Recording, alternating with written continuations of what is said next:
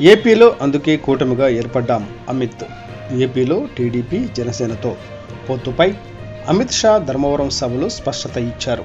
ఏపీలో గుండాగిరి అంతానికి, అవినీతి ప్రభుత్వాన్ని దించడానికి, భూ మాఫియాను అంతం చేయడానికి, అమరావతిని మళ్లీ రాజధానిగా ఏర్పాటు చేయడానికే కూటమిగా ఏర్పడ్డాం.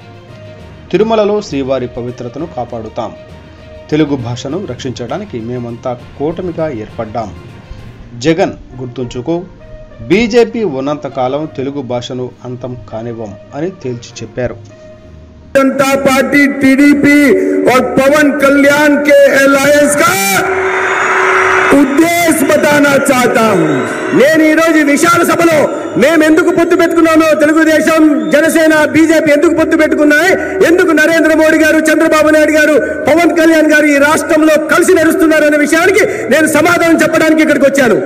हम अपराध को आंध्र प्रदेश से एक गुंडागर्दी और अपराध को समाप्त करने के लिए अलायंस किए हैं.